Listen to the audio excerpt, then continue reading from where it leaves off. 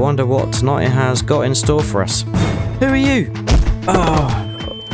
Oh, thank goodness you're here, Sheriff. I was attacked. Today is another day, but the plan is I'm going to head over to the warehouse to see if there are any building materials available. They seem to cost a lot of money at the warehouse. I've had a bit of an idea, and it involves our old friend Noah. And what he has suggested is that we rent his sawmill to use the deadwood to turn into building materials for us. Excellent. Thanks so much, Walter. We're officially landowners.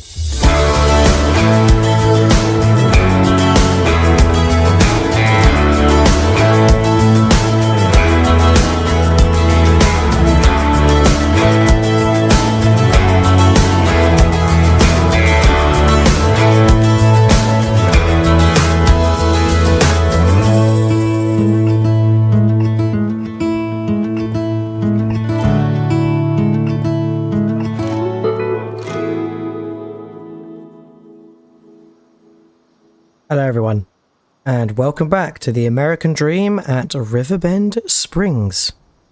We start off where we finished last time, and we'd set up a tent to camp near our new purchase, our fantastic lovely Field 34, which has grass in. But as you can see, we've spent a lot of money on this land, and we really need to crack on with the deadwood contracts that we had taken out for Noah. We managed to achieve 3 out of 5, but there's some daylight left today, so we are going to crack on with that. So better jump in the pickup and head over to the deadwood sites.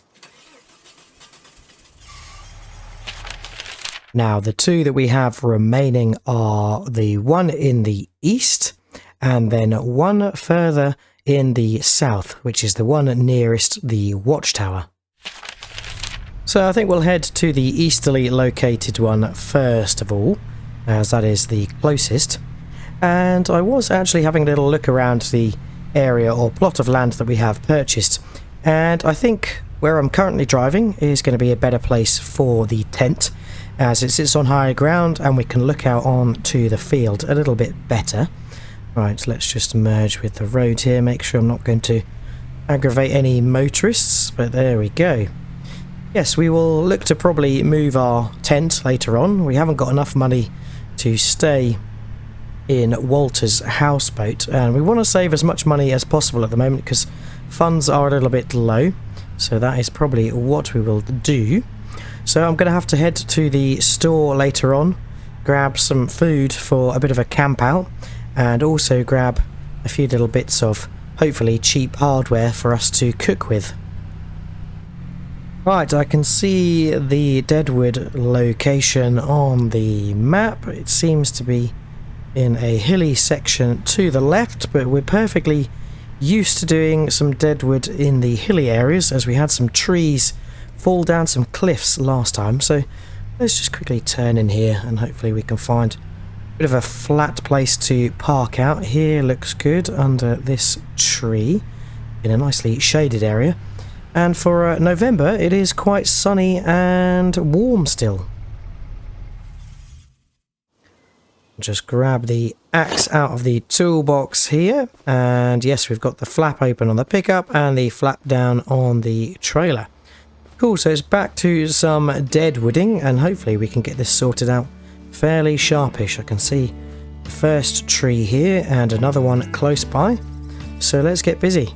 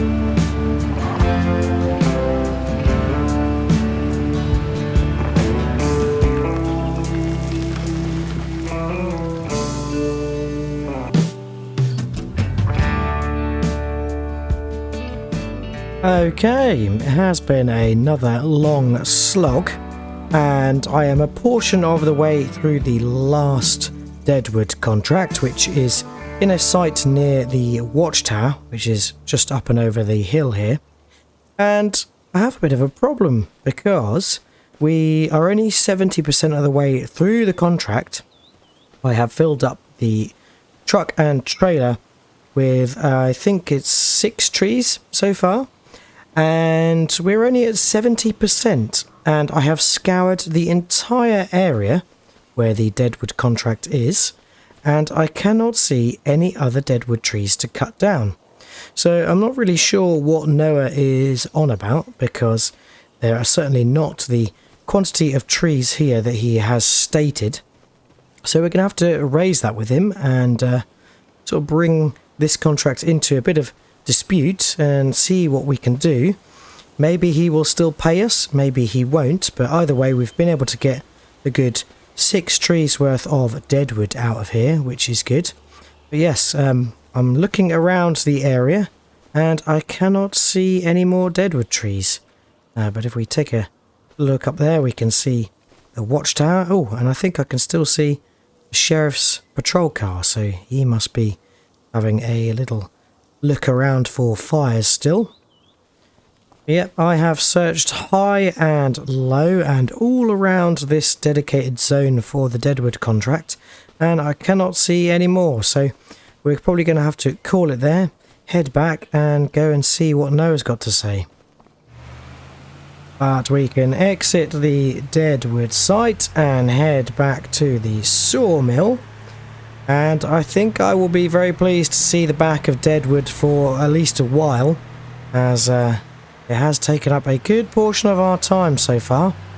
But I'm hoping it's going to be very lucrative for all of the building materials we need. Right, it's 3 o'clock. We'll head back to Noah's sawmill. And I kind of want to get to the shop and the hardware store before it closes.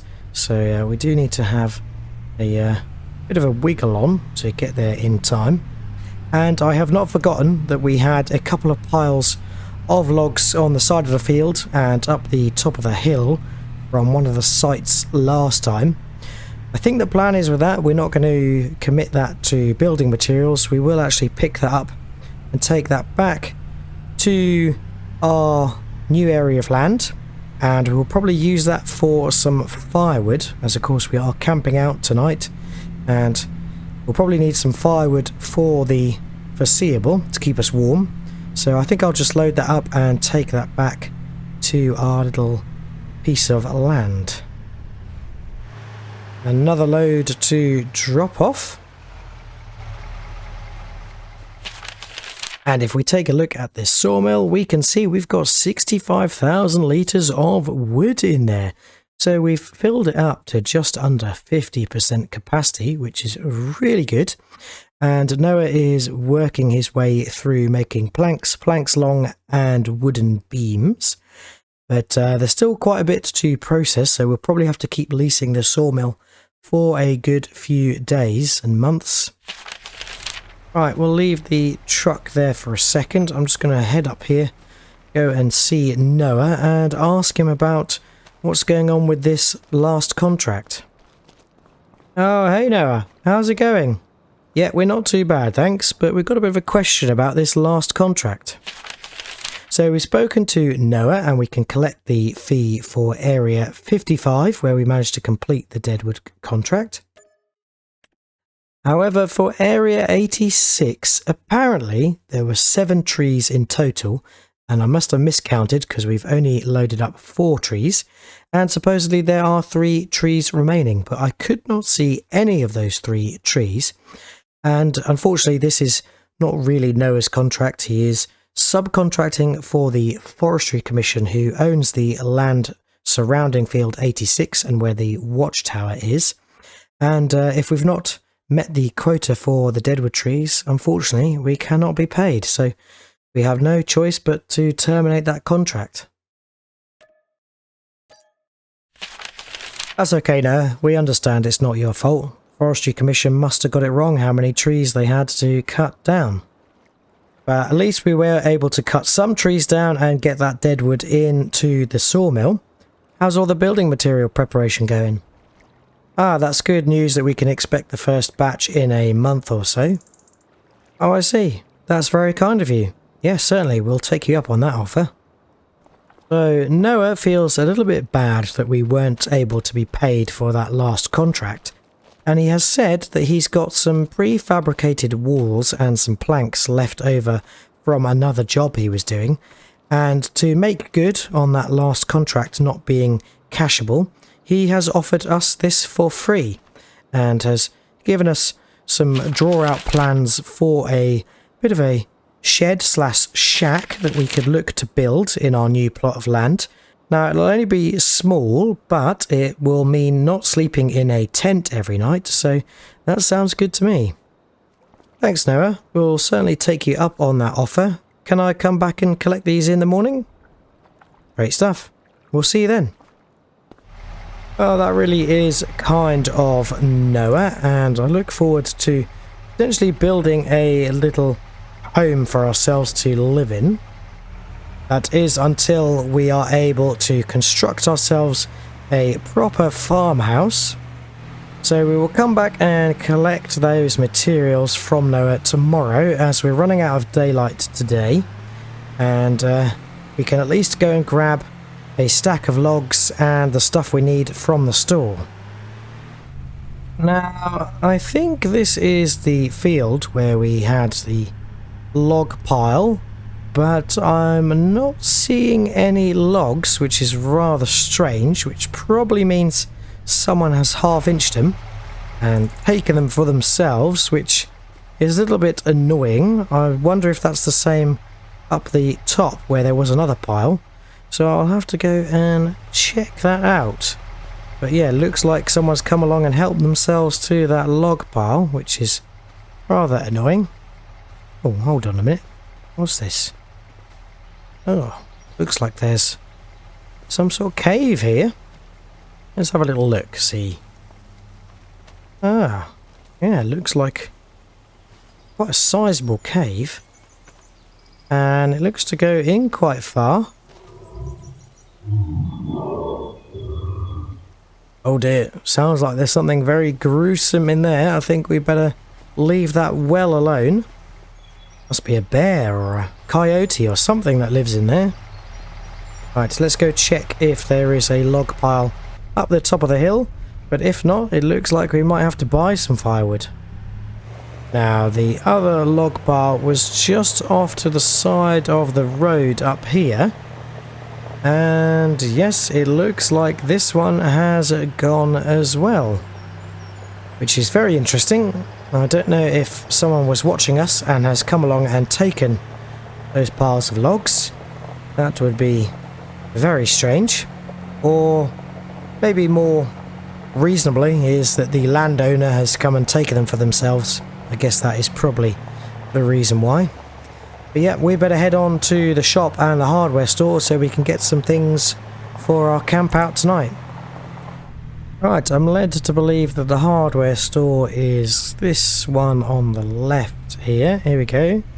Let's see if we can park up. I have the trailer, so I'm probably going to have to not park in the car park and look to just stash the truck on the verge over here.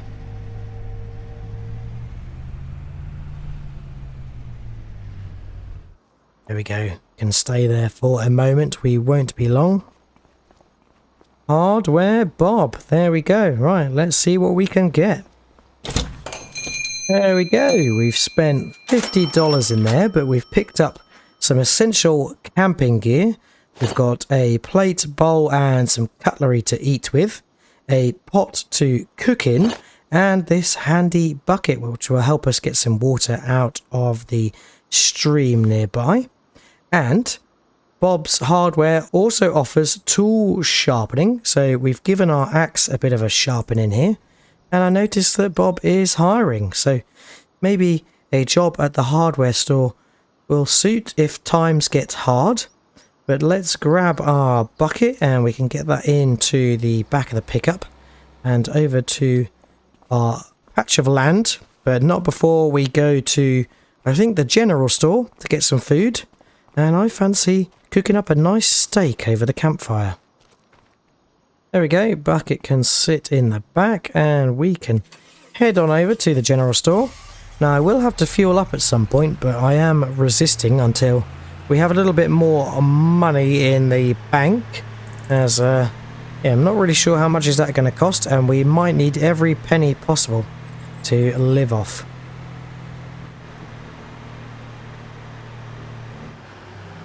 Now the general store is just here. I think I'm going to put the pickup just behind these cars, as we're not going to be very long at all. And what's interesting is this is the very first shop we visited when we journeyed into Riverbend Springs. So let's grab some meat for cooking up tonight. Oh, fantastic. We managed to find a nice lean piece of meat to cook up. And yeah, I look forward to a nice bit of medium rare steak. Let's hop back in the pickup and get over to our plot of land, and we can get a fire going.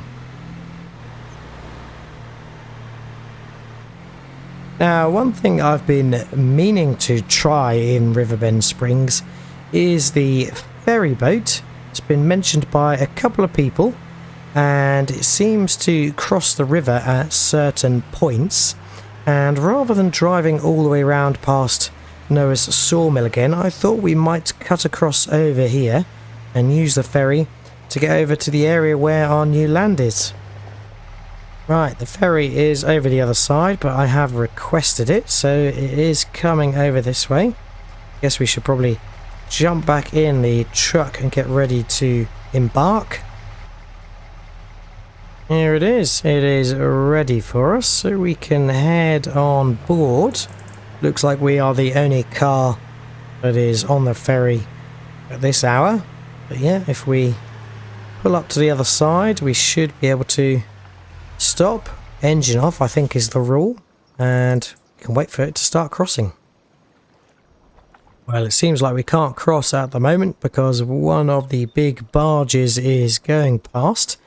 I'm not sure what these carry. I think it's probably a collection of grain, probably some timber and other goods. Quite a sizable boat. Right, the gate is down, the ferry is ready to depart, and off we go. Well, this certainly is fun for an evening's entertainment. And we've made it to the other side. That was a quaint little trip. Right, gate has opened, so we can head over to the other side and drive to our field. And as we emerge up the hill, we'll see that our piece of land is just over the road. So it's just under a kilometre's journey to the ferry. I think we'll definitely have to make some more use of that in the future. We can turn into this spot here. And I think I'll just deposit the truck in this area here again. And yes, I did mention I wanted to move the tent. So let's just park up, and I can get the tent moved from here up to the top of the hill. There we go, we have moved the tent up to the top of the hill, so I thought it best we pull the truck up and round as well, so that's quite handy. Right, we've got our tent moved, so the next thing is building a bit of a campfire. I think I'm going to go fetch some stones from the river or creek, stream, whatever you want to call this, and then we can look to get a fire going. There we go, managed to find some stones, and we've just kicked up the dirt, and we've got a little fire patch now, which is going to be good. Do want to be careful about starting a fire around any trees or dry ground, because it can really catch light, and we wouldn't be a very good fire watchman if we were starting forest fires. And funnily you mentioned that, I can see the watchtower in the distance on the hill. Right, to get a fire going we are going to need some wood, so I think I'll just chop down some of this rather dead tree.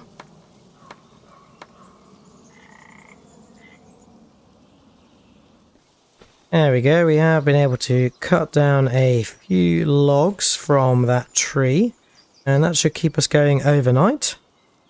Okay, we have got the fire going now. It took a little while, but we can cook our steak. So let's get a nice fire stick, poke the steak on it, and we can get it over the fire. Oh, that looks to have cooked quite nicely. Let's tuck in. Oh, delicious. Fantastic. Right, I've just grabbed the bucket from the truck so we can fill up with a bit of water and get that on the boil for a nice hot drink this evening. There we go, the fire has reduced down and I've just got the bucket of water sat over some of the hot embers on the 2 logs, and that should boil up the water quite nicely. Ah, it's so peaceful. Finally having a restful evening, sat watching the sunset without a fire watch duty care in sight.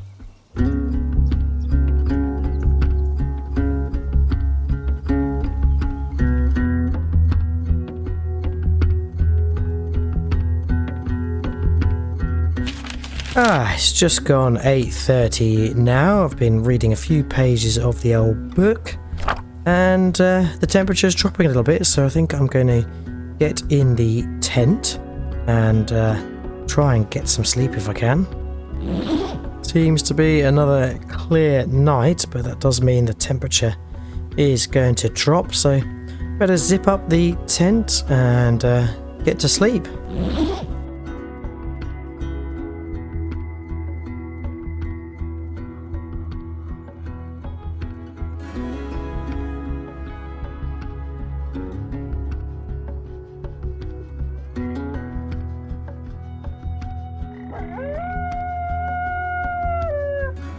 Oh my goodness. What is that? It's walking around the tent. God, it sounds like a coyote. Go away.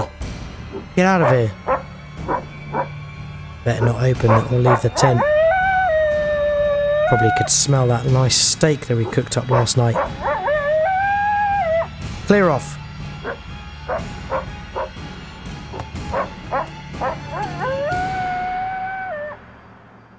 I think they've gone for now, but I might struggle getting back to sleep now.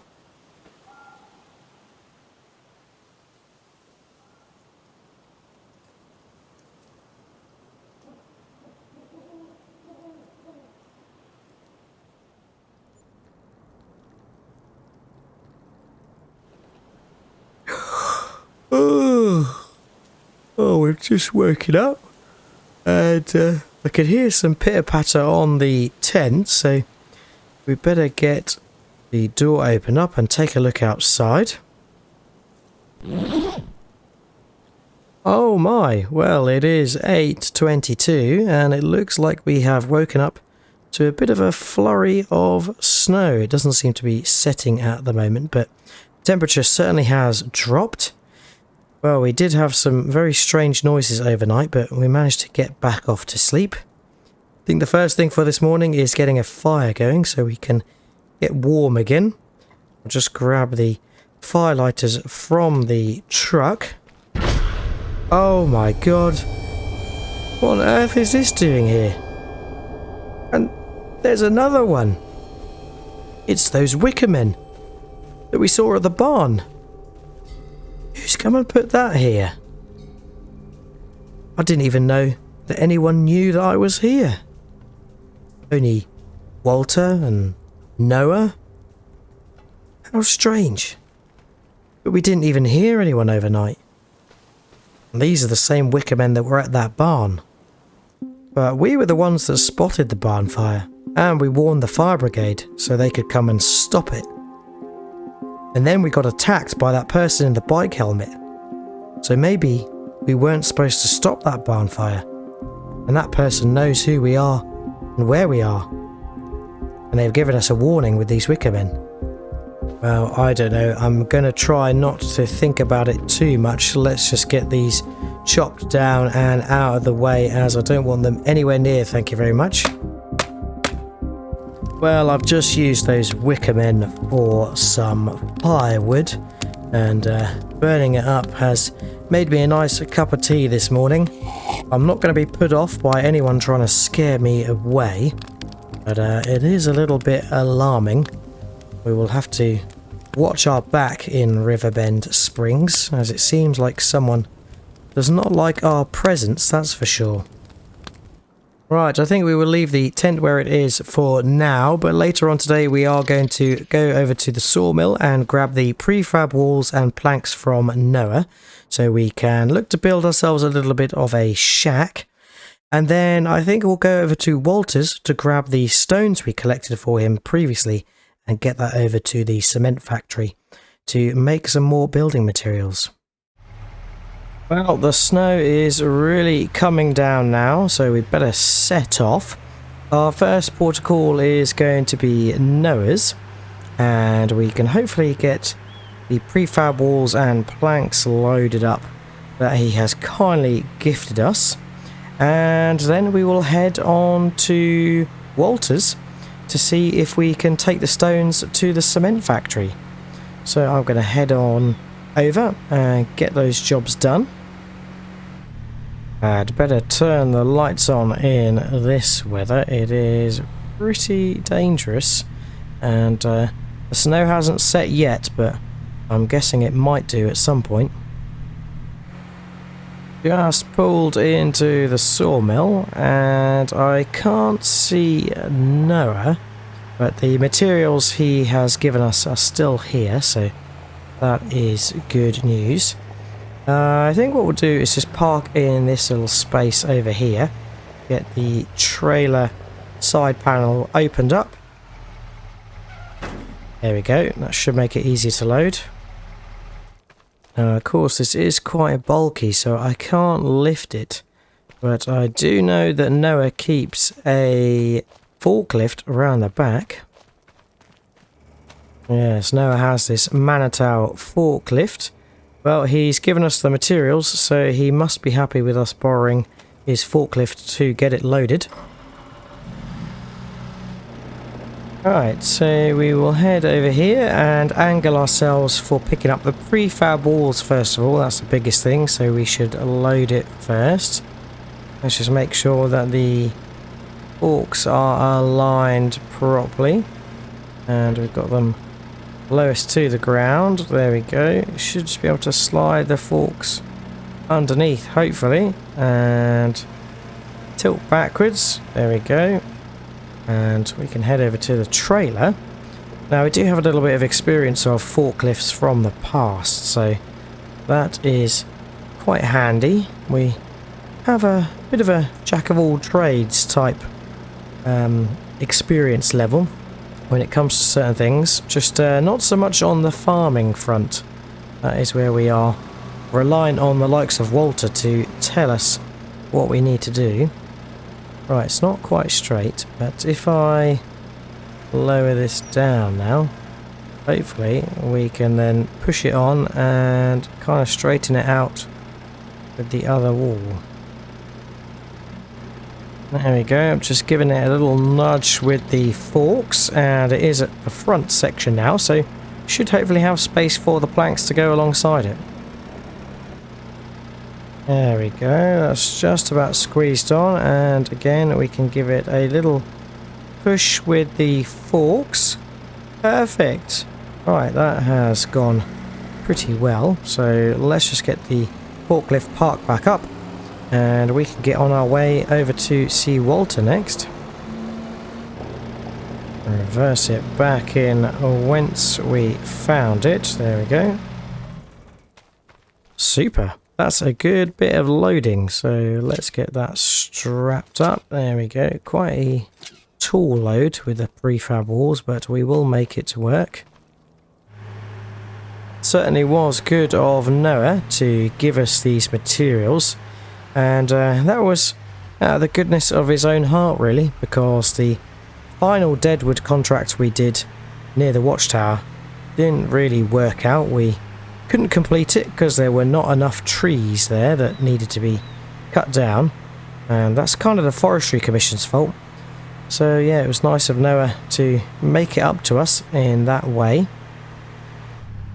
We'll go through Riverbend to get to Walter's, and it's fairly quiet on the roads, only a couple of cars. I guess that's because the weather has been coming in. Left turn into East Farm, and hopefully Walter is about to talk to. So it seems like Walter is not here at the moment. Oh, I better turn the truck lights off before we forget and lose battery. Now Walter isn't in, but he has left us a note. The stones are in the trailer behind the barn. Feel free to borrow the tractor to take it to the cement factory. Right, thank you, Walter. Right, here we are. Walter's Challenger, and yes, this is the trailer we used to fill stones last time. There we go, we have stones in there. Fantastic. Right, we can head off. Luckily the cement factory is just down the road from Walter's, so it's not a far journey at all. Left on the main road, and then it's not the first right but the next right, and I think this is the one before the bridge.